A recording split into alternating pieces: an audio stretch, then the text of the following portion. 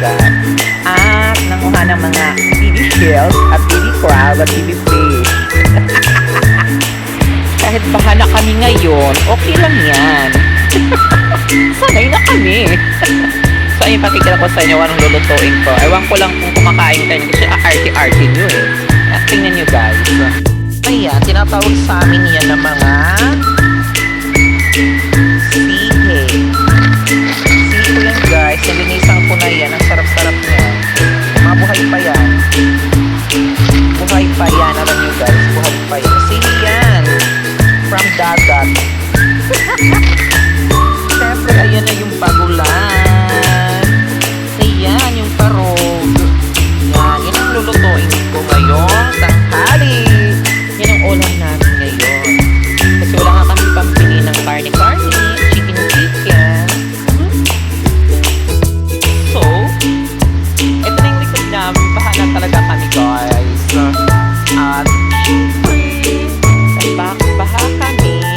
Dito kami nagluluto sa likod ko. Yan.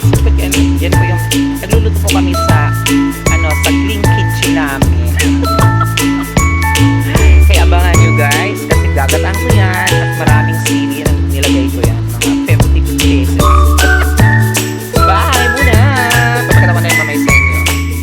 Magigisa na po tayo kasi lalagyan natin yung crab. Ayan, nilagyan na natin yung crab.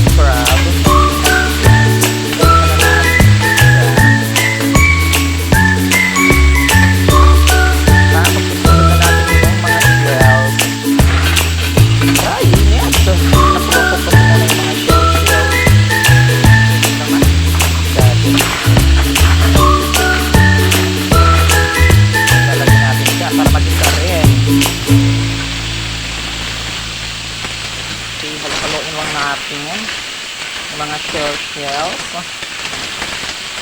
Marami tayong sauce dito, hindi ko lang muna ilalagay yung iba. So yun na nga, lagyan na natin. Lagyan ko na yung tanglad. Yan. Yun ang first na yata inilagay ko yan guys. Diyan. Tapos ilalagay ko na rin yung fish.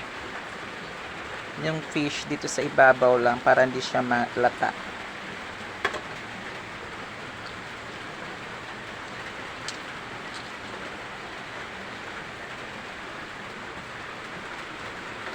Takpan muna natin ng 20 minutes. 15 minutes lang. Ayan na, malapit na maluto. Lagyan na natin ng puro gata. Para lalong sumarap. Lalagyan ko na ng asin. Oh my gosh guys. Thank you Lord sa blessing. Ito naman yung ulam namin ngayong tanghali. Salamat po sa panonood. Please like and follow, share. Hi!